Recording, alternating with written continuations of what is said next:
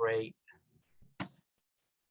So I understood that Elisheva picked this particular book to study because it is very much connected with Slobodka, because the author of this work on Sefer Rus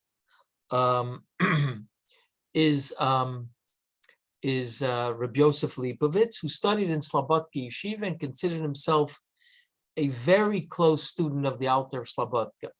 When I say close student, many of the students consider themselves close, right? But the Nachalas Yosef, as he calls his Sefer, he was very close to him in his Musar approach.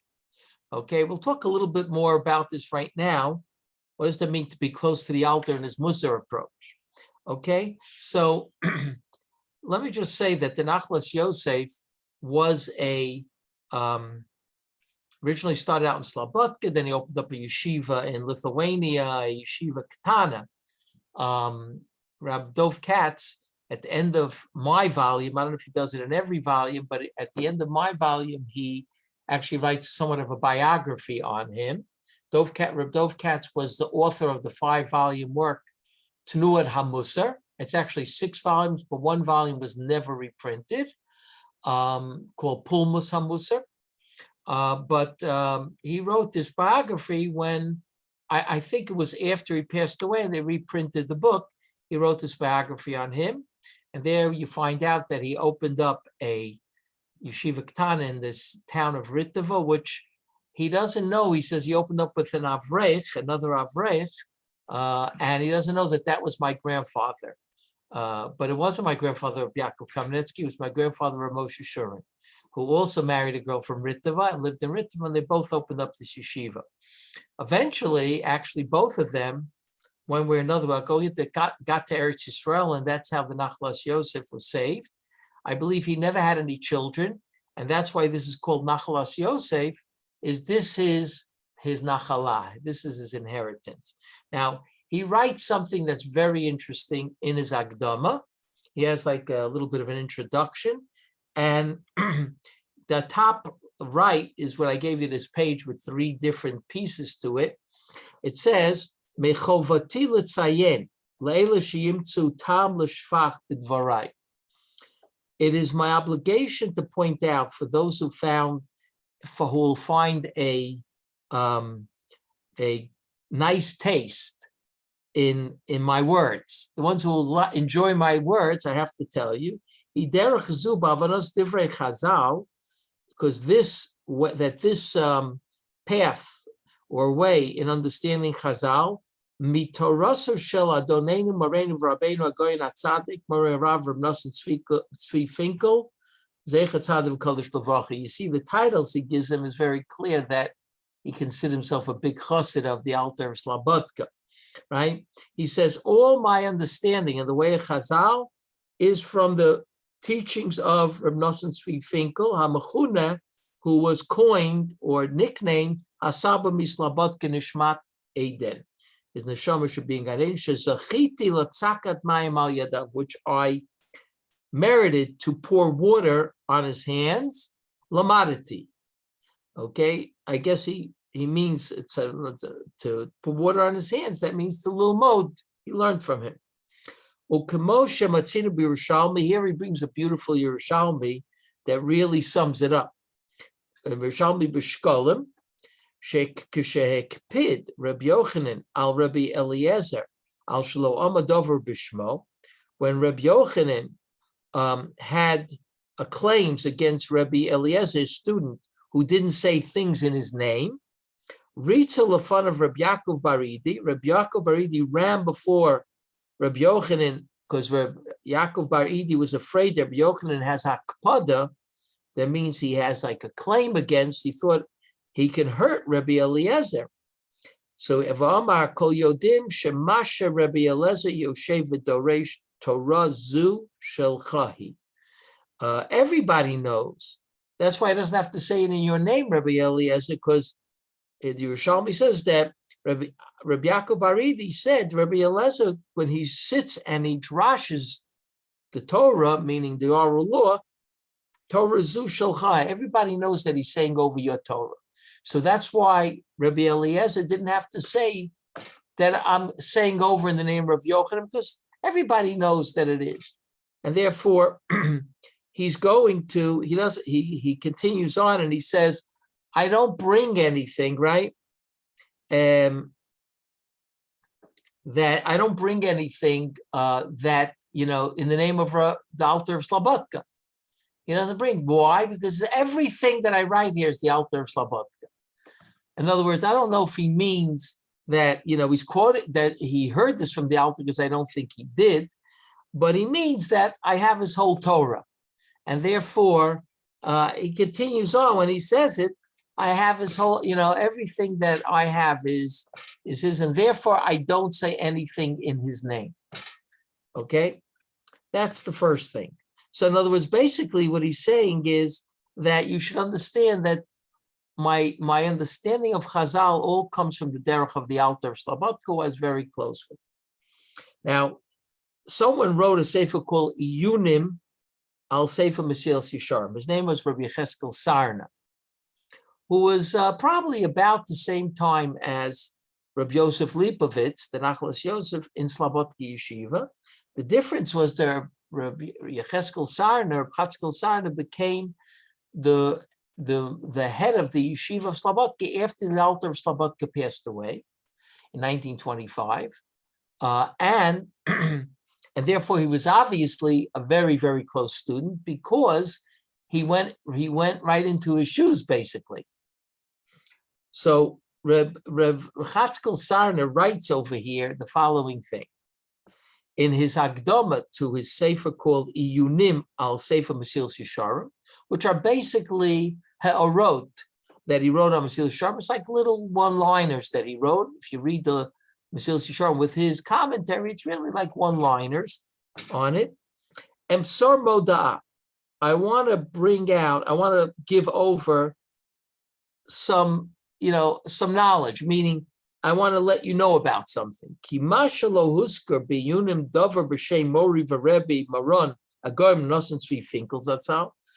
fact that in Iyunim, there's no mention of the name of my Rebbe.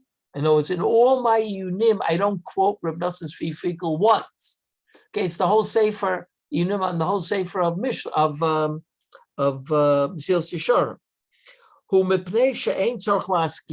You don't have to mention it, because everything's from him.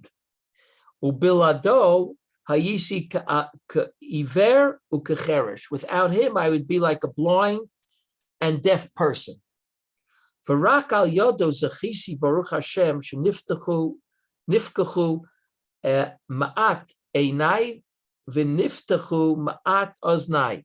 him, my eyes opened a bit and my ears opened a bit. And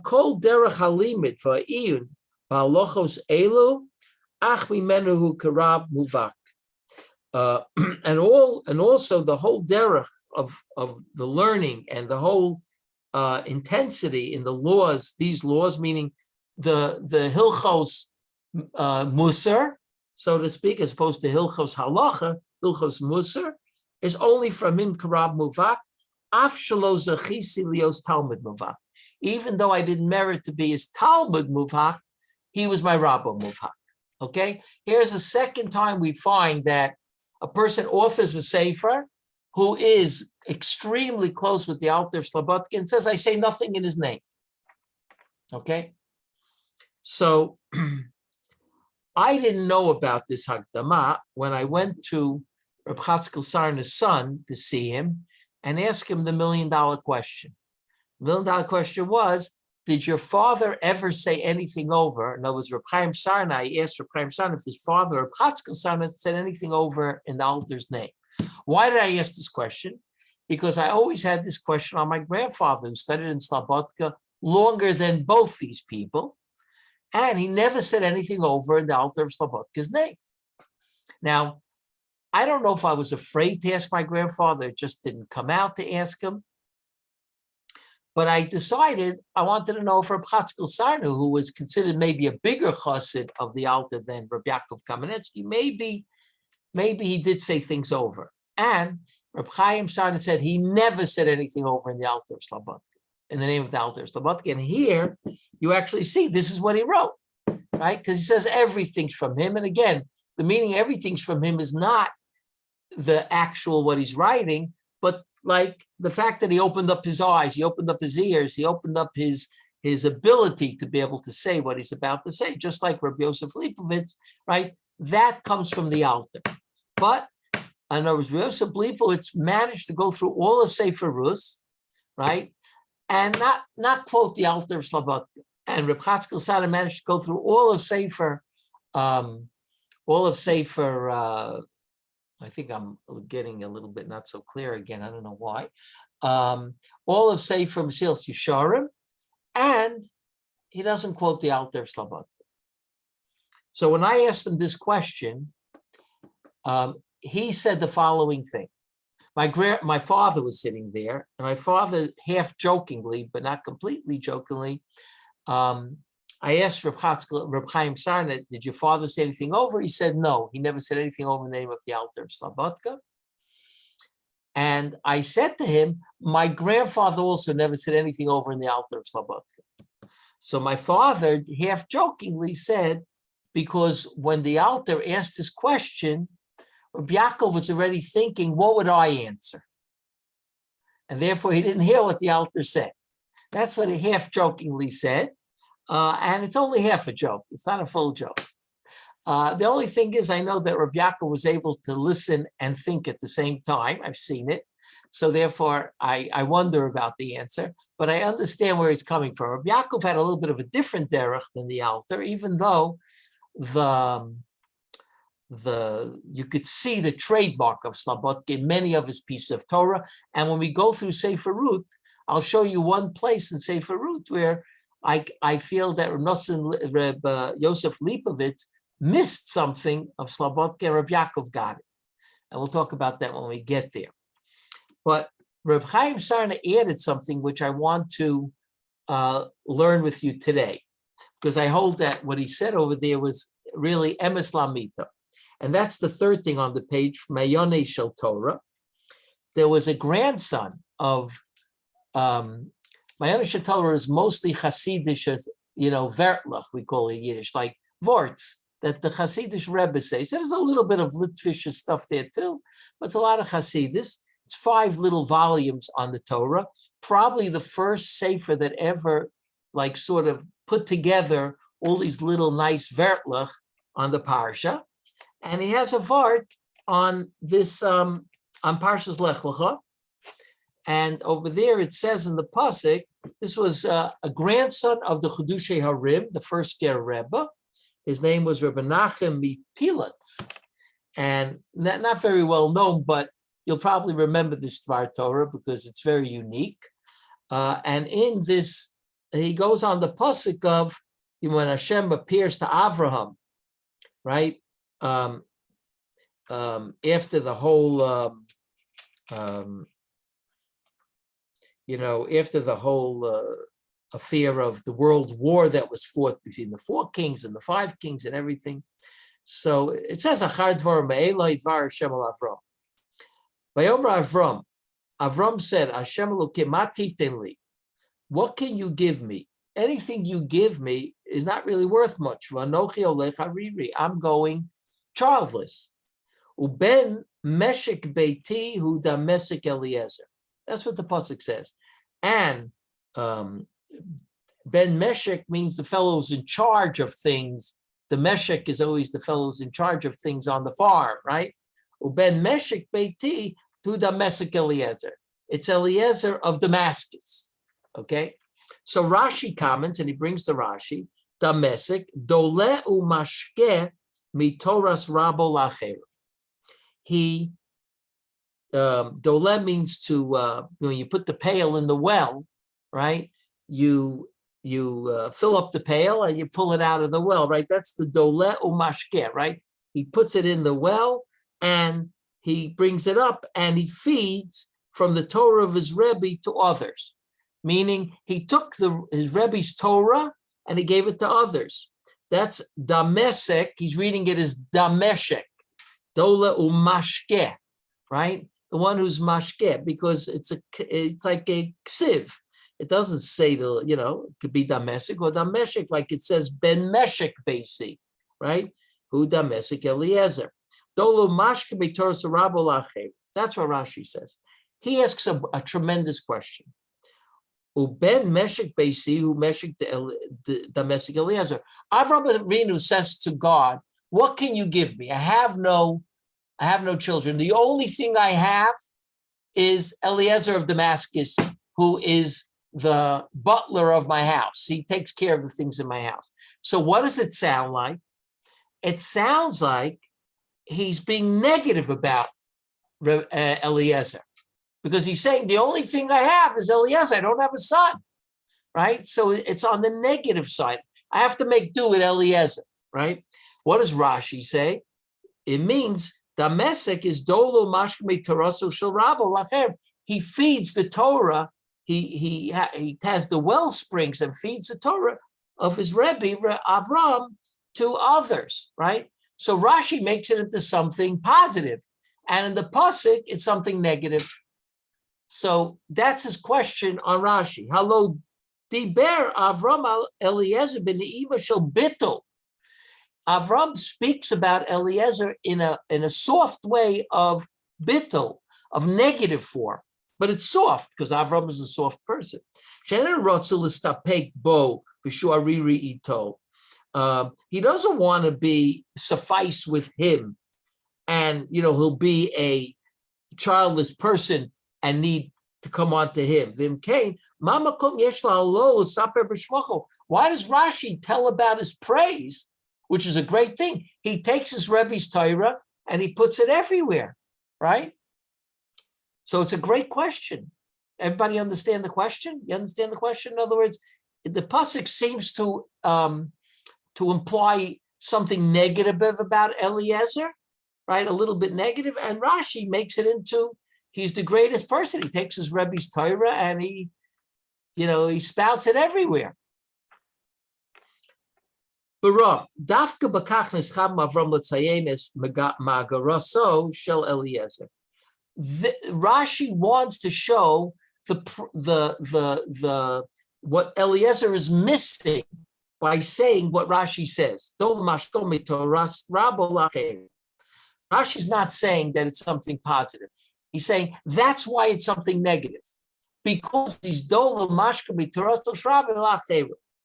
She'nena rotzel baram b'dafka v'scham Avram l'tzayin es magaraso shel Eliezer. Ein bo Torah mishalo derech mishalo ki imrak mishali.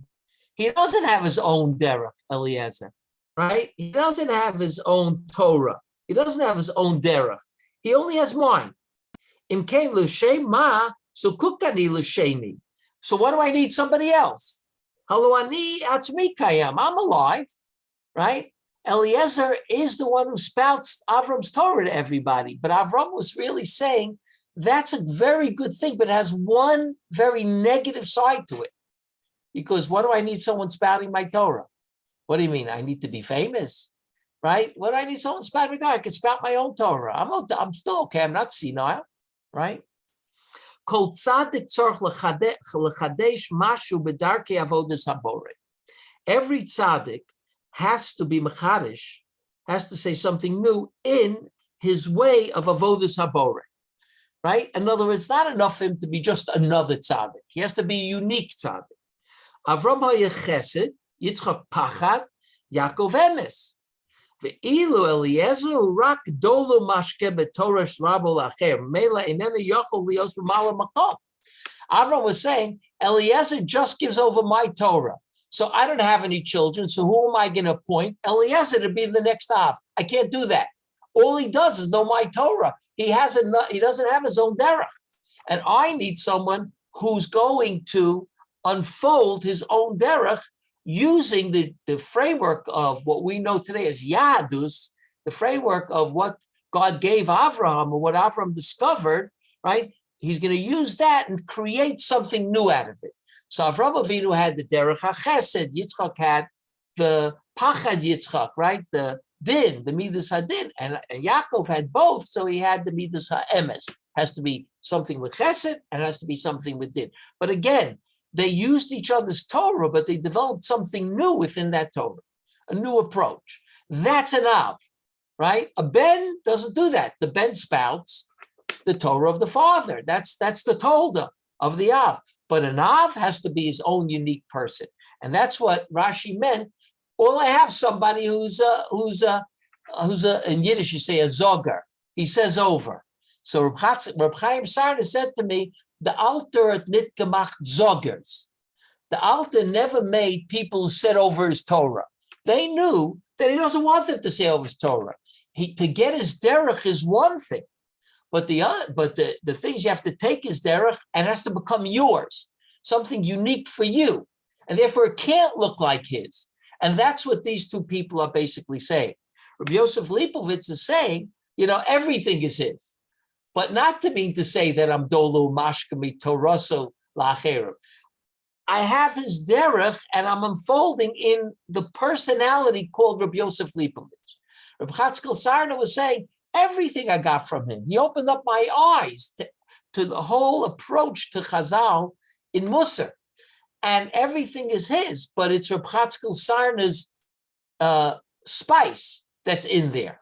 And that's what it is. The Alter Slabotka nit gemach zogers. He didn't beg people who say over from other people. He wanted to make original people. And that's what we studied when we originally studied Slabotka, is that the Alter used to say, I have no two students that are the same, right? Most Rosh Yeshivas want students who are exactly the same because it makes life easy on them, right? If everybody's the same, so they're cut from the same cookie cutter, right? Whereas the Alter said, I mentioned this many times, I don't make Cossacks.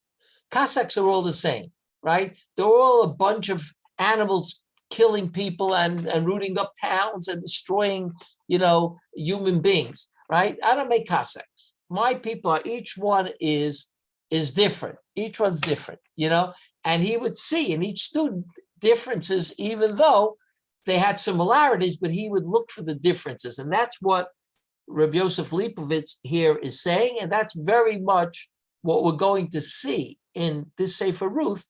You're going to see the print mark. You're going to see the stamp of the Alter Slabotka, but you're going to see Rabbi Yosef Lipovitz. And actually today, we're going to start to see that immediately. Okay, so I'm not going to go through the whole Sefer with you, but I'm going to pick some very important parts, especially the parts that have to do with Slabotka, even though he's not going to mention the word Slabotka even once. Okay, so I'm going to start with the Hagdama. I don't know if people have the Sefer, but I sent the Hagdama, which starts on page, it doesn't start, it starts actually before this, but I wanted to start with the Malat HaChesed, because Slabotka, that was an axiom in Slabotka, is the concept of chesed. And here you're going to see how he takes the idea of chesed and unfolds it in the way of Slabotka, but through the mouthpiece of Rabbi Yosef Lipovitz. You'll see it very, very clearly. Because this is, we learned so much about chesed in Slabotka, both, in the first time and the second time, we learned it so much that it's almost like you're going to think like, oh, we'll have another repetition, but he'll stick it on to Sefer Ruth. No way. It's going to be a whole new idea that you didn't hear yet in any of the writings. Okay? So he writes like this. The Medrash asks, why do we read this Megillah on Chag HaShavuot? Now, the minute you see this Medrash, you know it's very late. Why? Because the Sfardim don't read Megillat Ruth in Chag HaShavuot, and the Hasidim don't read Megillat Ruth on Shavuot, right? Just like they don't read Koheles on Sukkot, right? And Shir on Pesach, right? In other words, that's a minhag Yisrael. That's the Ramah already brings the minhag, right? But even though Ramah brings it, it wasn't an established written for all of Klal Yisrael by any means, right? Even the Hasidim or Ashkenaz don't read it. Some people say they read it in their home, but they don't read it in the shul. The Vilna Gaon was very, very makbid, not only to read in shul, but to read it from a klaf, from the original Megillah with the klaf in the shul, right? So that's where we get it from. That's why it's such a strong minhag amongst the Ashkenazim. We call them the Misnagdim. Right now, if the Medrash asks, why do you read on Chag HaShavuot? So that means a very late Medrash. Probably this is one of the late. It's called Lekach Tov, and it's very, very late. When I say late, it's post-Talmudic already. It's probably in the Gaonic period.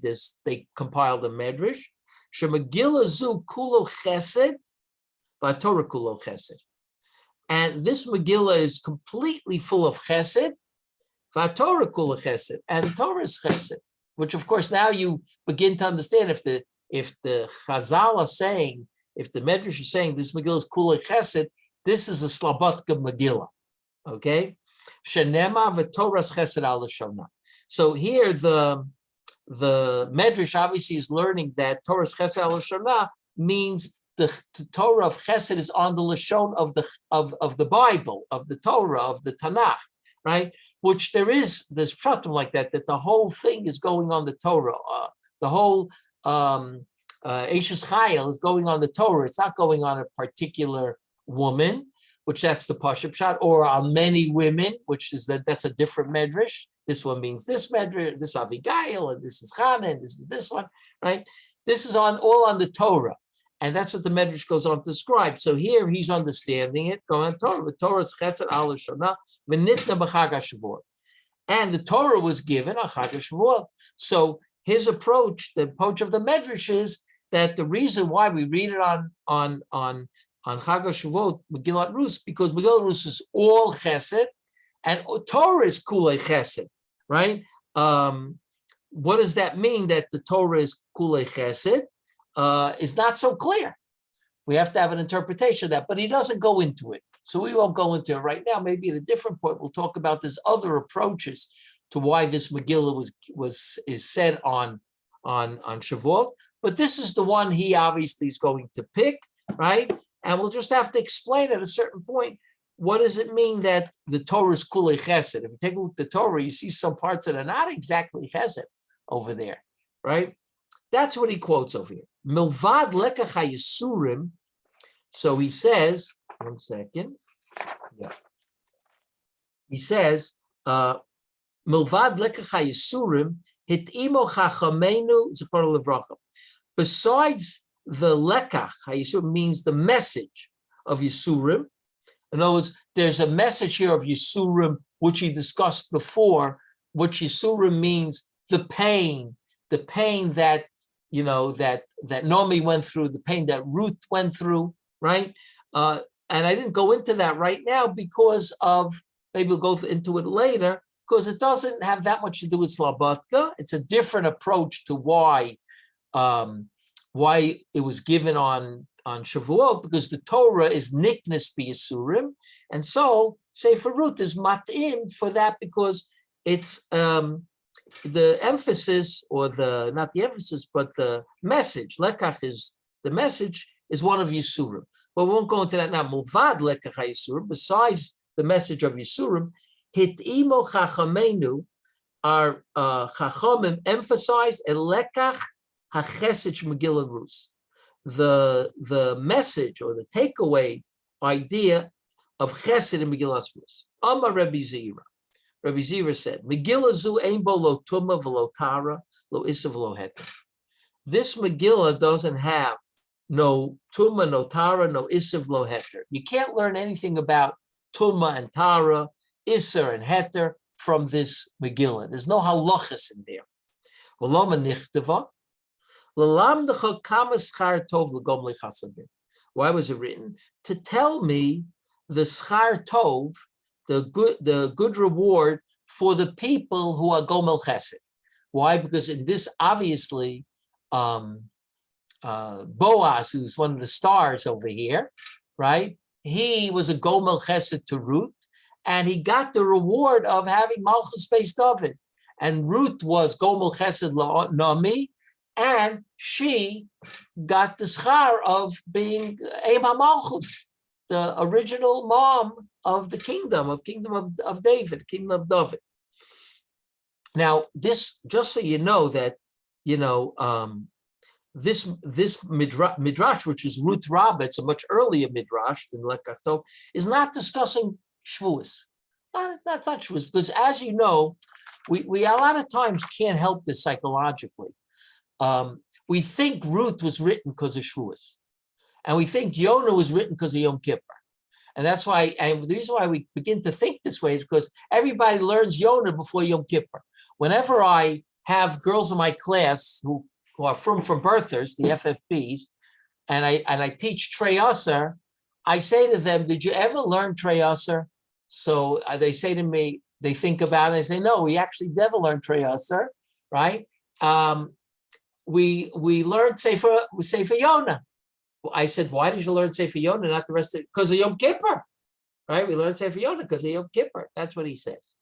So that's a little bit of a, sort of like a cop-out, because of Yom Kippur. Yonah was not written for Yom Kippur, okay? Because the Haftorahs of Yom Kippur obviously began, much before, much later, than Yonah. Right, Yonah was in the first temple period. The Haftorahs were probably in the second temple period already, maybe even post second temple, but certainly the second temple period, not before that. So what we have to know over here is that Megillah and Esther, when the Chazal ask, what was the message? They don't mean because of anything have to do with Shavuos. The Sefer is a Sefer unto itself and a very important Sefer in the period of Shoftim. And this is something that we're going to talk more about when we learn Sefer Shoftim, when we learn Sefer Ruth. Okay, so what does it say here? It says, he says like this, Tzedek, Tzedakah, v'Chesed. Here he's going to describe what does it mean tzedek, what does it mean tzedakah, and what does it mean chesed. And he's going to use the Moreh Nevuchim over here, the guide to the perplexed of the Rambam, to understand this. Al tiva amiti shel hamusag chesed omeid harambam b'Moreh Nevuchim chelik gimel perik nun gimel. The Rambam has a lot of what he calls synonyms that he likes to discuss, and he likes to discuss these different words and exactly what they mean. Tzedek, tzedakah, mishpat, chesed, right? Hu masbir b'men nevdal chesed mitzedek u'mitzdakah. He tries to explain what is the difference between chesed, tzedek, and tzedakah. Tzedek yikral kol tashlum chov l'zulas lefi gidrei hachok. Tzedek is something which means righteous, right? Like the word tzaddik, right? A righteous person. Is called someone who any payment that one pays, like if he has an obligation to pay according to the rules of law, that's called tzedek. The mashal, I'll give you, the Rambam gives this example. He says if someone pays somebody for doing a job, or someone pays back a loan, that's not chesed, right? And it's not tzedakah. I mean, you pay back a loan, you're not, the guy, you're not giving him a handout. He gave you a loan, right? So that's tzedek, because tzedek means righteous, and it means like lefi halacha, lefi the what's mutzadak, what's correct, okay? That's tzedek. The ilut tzedakah and exeris gam himi tzedek, but tzedakah also comes from the word tzedek, but it's different. It's not an obligation that's upon the person has the strength of the general obligation that the law obligates a person. Rather, it is a chov, it is an obligation, but the person feels the obligation, not that the obligation is a Torah obligation. He feels obligated to do this. Okay, Rambam, like the Rambam says, Haru'uyin alecha lezulasecha b'pnei malas hamidos. These are the chukim haru'uyim alecha. These are the chukim that are fitting for you to others, because what the Rambam calls malos hamidos. The Rambam has a long discussion of this in the Shmona Prakim. Malos hamidos means the virtuous character traits. Ki Kishetelech b'derech malos hamidus kvar asita tzedek l'nafshcha hamaskeles. Because when one goes in the way of malos hamidos, meaning a person works on his virtuous character traits, that's malos hamidos. Midos are character traits. Malos are virtuous, right? Kvar asita tzedek l'nafshcha hamaskeles. You already have done righteousness to the soul, to the person's own soul, the understanding soul. Meaning, the Rambam actually gives an example of this. The Rambam talks about, what was his example over there? The mashkon. In other words, someone borrowed money from you, you lend someone money, and then you take a mashkon, right? Now, you have the mashkon, but the Torah says that if it's a mashkon he needs in the evening, you have to give it back to him for the evening, and then he gives it back to you for the day, right? So in other words, it's not really an obligation in the sense of, the Torah is basically saying, that's good midos. Even though you take the collateral from the person, it still belongs to that person. It's collateral, but it belongs to that person, and therefore, if the person really needs it, malos hamidos would say that I should give it to him for that time so he can use it. If he needs a pillow for the night, right?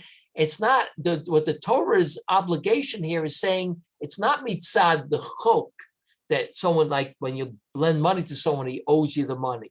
Here, he owes you money not mitzad a chok, but mitzad malos hamidos, right? And the Rambam talks about what is the proper midos a person should have. In fact, he talks about, that the person should always have midos a little bit beyond the letter of the law, meaning almost like what we call the chassid, going beyond the letters of the law, having not too extreme. The Rambam is against all extremes, right? But he wants you to still have this mala, let's say, of chesed without being extreme. You shouldn't become, like, in other words, a doormat in chesed. But there are certain midos, I should say the midos of chesed has a certain trait that you should come when you come in contact with it, when you come to understand the idea of chesed, right? That's something that is obligatory because of one's seichel. It makes sense that you obligate themselves. So he calls staka, right? Something that a person has come to the idea that, people who need things. There are people, that's why we call it staka, right? Farsita tzedek nafshecha hamaskeles, right? Chesed keneged zeh hu legamri me'eva l'chol hargoshes chova. But chesed goes beyond any feeling of chov. There is actually no obligation anywhere. Okay, it's beyond that. That's chesed. Ukadaras Rambam v'rov shimush sifrei hanavua b'milas chesed hu ba'atova b'misha ein lo chova lecha klal. Rambam quotes the Rambam from Moreh Nevuchim. Most of the use of the divrei nevuah, sifrei nevuah in our Tanakh, in the word of Chesed, it's b'hatova b'misha ein lo chova lecha klal. There is no chov. You're way beyond the letter of the law. Sometimes it's beyond the letter of law in the sense of, I don't owe you anything, and yet I do a chesed for you, or I do owe you something, but I do more than I have to. In other words, let's say a boss at work, right? You're working for 40 shekel an hour, and the boss says, you've done such a good job, I'm giving you 50 shekel an hour. I didn't have to do that. You didn't ask me for a raise, right? I don't have to give you a raise, but I decided to do that. That's what we call chesed, okay? So it's either one of the two. I'm not obligated to do something and I do it, or I am obligated, but I even do more than I'm supposed to do, okay? Because the point is like this. I don't have any claim against you whatsoever, right? By tzedakah, I have a certain claim against you, like for the mashkom, for instance, I have a certain claim, it's mine, right? So be a nice person, it's mine, so give it back to me, because you're just holding it because of the obligation that I owe you money, but if I pay you, it remains mine, right? So therefore, chesed is more than that, right? In the sense of there's no obligation whatsoever. Okay, Dugma El Yonah. Why does he bring this? He brings it for the following reason. Dugma El Yonah. Lamaisa Chesed Hi Brias Ha'olam. In other words, the loftiest example for action, an act of Chesed is Bria Ta'olam, which we know already earlier than the Altar of Slobodka. You know, the Megillas Yesharim and his Derech Hashem, I think, already says it, and I think they bring earlier sources, if not mistaken. One of the Gaonim already, maybe Reb Sadia, Reb Haigon, I don't remember, maybe Reb Sadia Gaon says it already, that the world is an act of Kulei Chesed. The creation of the world is Kulei Chesed. That's when God created the world. It's Kulei Chesed. Shelo hayeh bo kol avak chovah klapi mishu. Now the Reb Yosef Leibowitz puts it in sort of the Slobodka types of terminologies, because there was not even a bit, avak is even dust, right? Wasn't even a touch of chovah klapi mishu.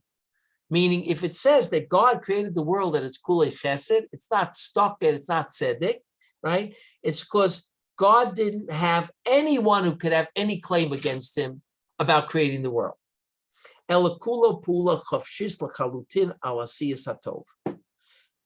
This is rather completely an action, a free will action, God's decision, right? Completely on asiyas tov, doing something good, okay? Lefi bir chazal lo nivra olam elit aneg al Hashem v'lehenos biziv hashchinasa. That the whole world was created lit aneg al Hashem v'lehenos biziv hashchinasa. Now, I actually don't know that this is a chazal. I have to tell you, I don't think I ever found it. I looked for it when the Megillas Yesharim says this. He doesn't say nivra olam, and nivra ha'adam. He says el lisaneg al Hashem v'lehenos biziv hashchinasa. That's in his Hakdama. Right? That's part of his Hakdama where he says this. The person was created to just enjoy God and have pleasure, biziv shchinaso, from his lit shchina, his ziv means his shiny shchina, his shiny,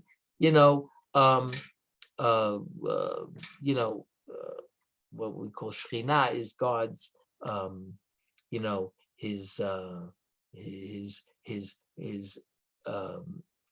his holiness, right? To have just that pleasure from that shine of his holiness, right? That's what the world's created, which of course the Megillas Yesharim says has to be an olam haba, not an olam hazeh. But he's saying that's why the world was created. The world was created so in olam hazeh we could get to this beautiful pleasure we could take from, our neshama could take eventually from HaKadosh Baruch Hu, his ziv hashchina. Tachlis brias ha'olam hi letovas habru matzmam. So therefore, the whole creation of the world is for the good of the creations themselves. V'zeu ha'chesed b'taraso. This is chesed in its most pure form. Why?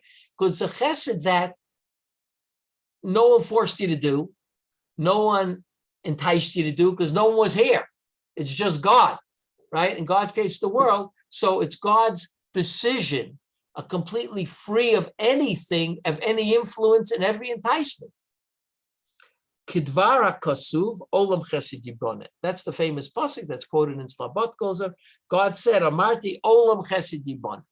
A world of chesed shall be created. Binyano shel olam chesed.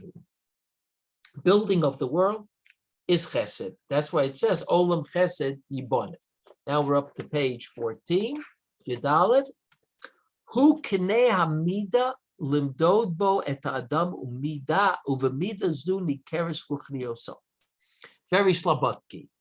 This is the yardstick to measure the human being, right? In other words, this idea of chesed, that God created the world of pure chesed, that was a pure act of chesed. That's how you measure man as well. Okay? Limdod bo et adam, you measure person. Umida zu nikeres ruchnioso. And through this midah, right, of chesed, it becomes, you could recognize the spirituality of every human being.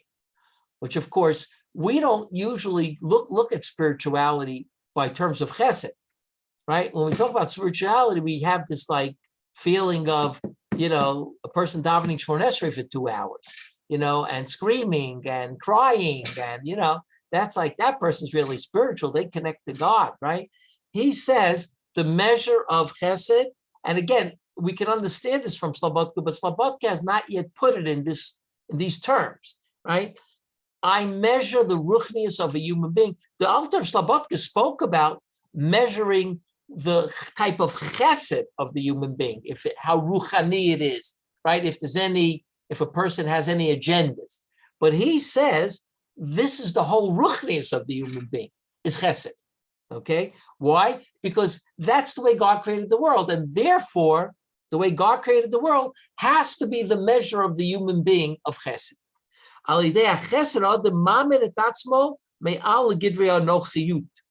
Because through chesed, the person will establish himself above the definition, or the gather is like, so the definition of a nochiyut, of I am, meaning my self-centeredness, right? Because what is chesed? Chesed is antithesis of that. A pure chesed has nothing in it that you could say is a self-centered idea. If it has self-centered in it, it's not a pure chesed. In other words, what's in it for me in this chesed? You still did the chesed, but that's not the chesed of HaKadosh Baruch Hu. Chesed of HaKadosh Baruch Hu, if you wanted to look like that, it has to be pure. I had nothing whatsoever to gain. No one had any claims against me. I just decided to do this, right? That is the way you measure a human being's spirituality, in the purity of his chesed that goes beyond his self-centeredness, right? And he's going to explain this. Which penetrates or rests, right, or nests in every one of the creations. In other words, every creation has self-centeredness. The animals have pure self-centeredness, but the human beings have that animal part of them that's also self-centered, watching out for number one. Right? I think that's the name of an old book, watching out for number one, for myself, right? Because in all of them, you find that netiyah, that draw for self-preservation. That's what anochiyut is, self-preservation, right? It's the instinct of every human being, instinct of every animal, right? Self-preservation, the sex drive, the food drive, the life drive, that's self-preservation. So my life drive tells me that I have to think about myself. I don't think about anybody else, right? I have to worry about my life, not someone else's life, right? And of course, a soldier in the Israeli army worries about someone else's life, not his own life. He worries about the Jewish people, right? So that's a chesed, right? That is very pure, right? Even if the guy is not from, right? He's doing a chesed for us, right? Sitting here in Eretz Yisrael, right? By protecting the country, right? Now, I'm not taking away, if we want to really, we'll say, well, he's 19 or 20 years old. He gets like a thrill from it. Maybe he gets a thrill also. That's true. But it's a pretty dangerous thrill, right? So, Yesoda nochiyut, tavua gamba adam kamo b'chol shar boy olam. The idea of self-preservation and instinctive, self-centeredness, right, is found in every creation in the world. Even the dog, by the way, that saves another human being, he's been trained to do that. He knows what he gets for it, right? It's not, that's why we call, helping someone at a funeral, burying someone, chesed shalemis, because you're not getting anything from there. But the truth is that everybody's going to talk about this person not getting anything from there, right? So maybe that's his kavanah. that, I'm not getting anything out of the nifter, so everyone will say, this guy did chesed, even though he didn't get anything out of the nifter, right? So we can always find a agenda somewhere. And that agenda, if it's there, if it's not there, of course, that's a pure chesed. If it is there, it's not a pure chesed. Ubechol pulasav hamuchavanos lutovas atzmo einu nevdo mehem. And all his actions that are for the sake, who are directed for his own good, there's no einu nevdo mehem. He's not separate from them. Rak b'maisim hachesed hanasim below ta'aroves shel cheshbonos atzmiyim. The only way we have the only time we have it is an act of chesed that's made without something that's mixed in of cheshbonot atzmiyim. In other words, my own, calculations. What's in it for me, right? Below lachet shel chok chitzoni, and without the pressure of some sort of outside push or pnimi or inside push. In other words, it could be inside push too. Like I said, I want people to say nice things about me, right? A person is revealed that he has the ability, just like God, for a free action, which flows from a source which is a pure spiritual place. Okay, that's what the person has to try to achieve in the chesed. Not an easy thing to do, but he says that is the chesed that when God created the world, that was the chesed, and therefore that person has to try to achieve a chesed that has no agenda whatsoever and no self-centeredness whatsoever, even though it's a chesed, even if it does have it. But if he wants the chesed to be pure, it's pure from, and again, this is slabotka because another person wouldn't even differentiate. He would say, okay, you did a ma'aseh chesed. Why am I looking whether, what your agenda was? Who cares? You did a chesed, you helped that old lady across the street. Who cares what the agenda was, right? But the slabotka, of course, the Bali Musar in general, slabotka specifically with regard to chesed, they wanted it to be pure. Why? According to Rabbi Yosef Leibowitz, because that is the epitome of the chesed of Brias HaOlam. And every chesed has to look like that.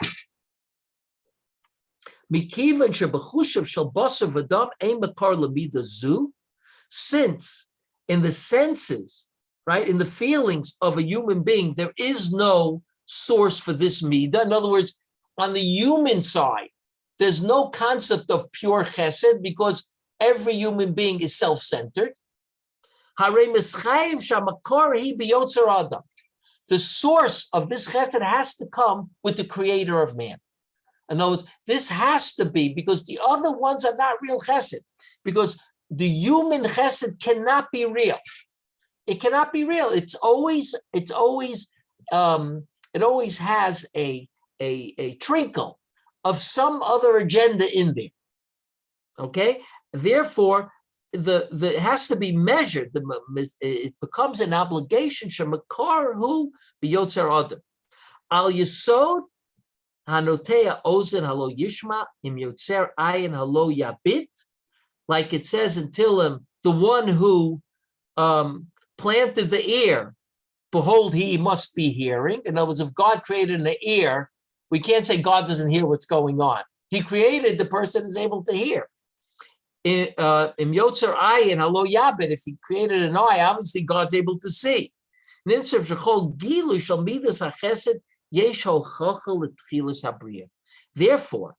in the midah of chesed, there is a hochacha for tchilas habriya, meaning every chesed that I do in the pure fashion, I basically have created a world. That's because that's what God did with that pure first chesed. Every chesed that's pure has the midah, has that quality of the chesed that God created the world. Therefore, I have become a creator. And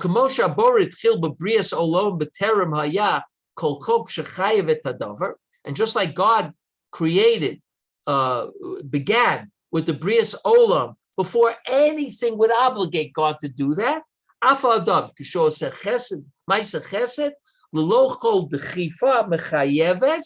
Without any push that obligates him. He begins with a chesed of Bereshis, of Brias HaOlam, that type of chesed. In this, he looks exactly like the Creator. And the Tzelem Elokim in him, right, illuminates. Mavhik means to illuminates in all its shine, right? That's where you see that pure chesed becomes an illuminated chesed. Exactly what God did when he created the world, that's the chesed that we're looking for. So even though the Alter of Slobodka already spoke about God created the world with chesed, he gives us a new understanding of why chesed is such an important midah, and the fact that he calls it nikeret ruchaniyuso, because that is God's really central idea. It's a central midah. It's not just another midah. It's not just, kel arachum v'chanun erech hapayim rav chesed. No, the rav chesed is the central midah because that's how the world became formed. He didn't pick rachamim. He didn't pick chanun. He picked chesed, and therefore olam chesed yiboneh. Therefore, in this is we measure the ruchnius of a human being, and we don't necessarily measure ruchnius in how he's mekayim the mitzvah of lulav, or how he's mekayim the mitzvah of tefillah, or how he's mekayim the mitzvah of matzah. It's through chesed. So here's where chesed sort of takes the top stage, the front stage, front row of the theater, right? Which is very different. Which is very different than until now. We thought that chesed is extremely important, right? Because God's about chesed, so you should be about chesed. No, he says this is the whole ruchnius of you being measured by this, and everything else flows from here. Everything else that a person does flows from the Baal Chesed who he is, right? And that's the pshat of, it's the person taking his humanness, which is self-centeredness, and going beyond it and becoming God himself. Becoming God, when he does that chesed, he becomes God himself. And now his maaseh bereshit is just similar to God. That chesed becomes he calls it gilu shel midas chesed yeshokach l'tchilas habriya, right? The revelation of this midas chesed that he did is a proof, right? A proof to the beginning of the Bria. When he could get to that point, we see God in that chesed. We see the creation itself in that chesed. That's what he says over here. Okay? We'll stop here. We'll take it up next week. Well, how he brings this into Megillat Ruth, that we'll see already next week. Thank you so much. Have a good week.